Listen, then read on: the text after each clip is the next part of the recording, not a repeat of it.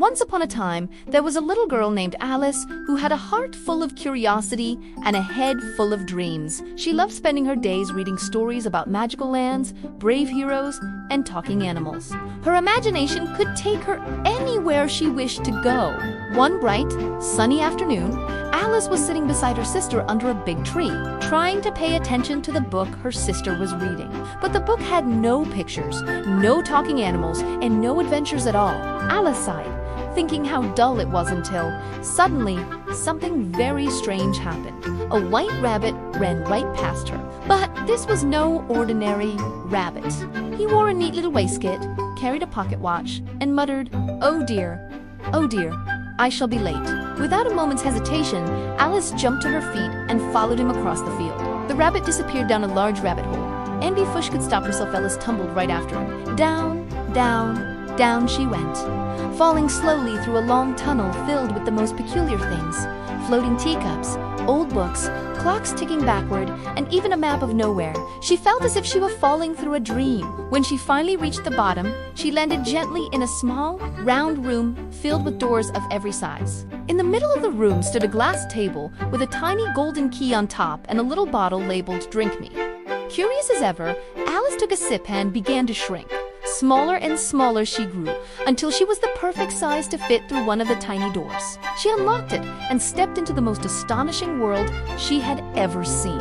She found herself in a magical land filled with colors that seemed to move, flowers that whispered secrets, and paths that twisted in every direction. Everything looked so curious and wonderful that Alice hardly knew where to look first. She had entered the fantastical land known as Wonderland. As she wandered through this strange place, Alice met all sorts of unusual characters. She met a blue caterpillar sitting upon a giant mushroom, puffing on a hookah and asking her puzzling questions like, "Who are you?" She also met a grinning Cheshire Cat who appeared and disappeared at will, leaving only his mischievous smile floating in the air. And then there was the Mad Hatter and the March Hare, who were always having a very merry unbirthday tea party. At the Mad Tea Party, the table was covered with teacups, sugar bowls, and crumbs everywhere. The teapot poured tea all by itself, and the guests kept moving one seat over each time the clock struck a strange hour. Alice tried to be polite, but the conversation made no sense at all. In Wonderland, logic had taken a holiday. Her adventures continued as she followed twisting paths through enchanted forests and talking gardens. The flowers sang in harmony and sometimes even argued with one another. The trees whispered her name, and the clouds floated in the shape of animals. But soon, Alice found herself face to face with the most powerful and feared person in all of Wonderland, the Queen of Hearts. The Queen loved two things: shouting orders and playing croquet. But instead of mallets and balls, she used flamingos and hedgehogs. The Queen had a terrible temper and would scream off with their heads at the slightest mistake. Yet Alice, though nervous, refused to be frightened. She knew she must stand up for herself. During a game of croquet, the Queen accused Alice of cheating and demanded a trial. The courtroom was absolute chaos.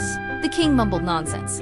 The White Rabbit took endless notes, and the Mad Hatter made jokes that nobody understood. The playing cards that served as soldiers and jurors ran in circles, and the Queen shouted louder than anyone else. Then, just as everything was about to get completely out of hand, the Cheshire Cat reappeared, grinning more than ever. Suddenly, Alice began to grow taller and taller until she towered over everyone in the room. She realized that Wonderland was nothing but nonsense sand. She had the power to leave it whenever she wished. With a firm voice, Alice declared she was no longer afraid.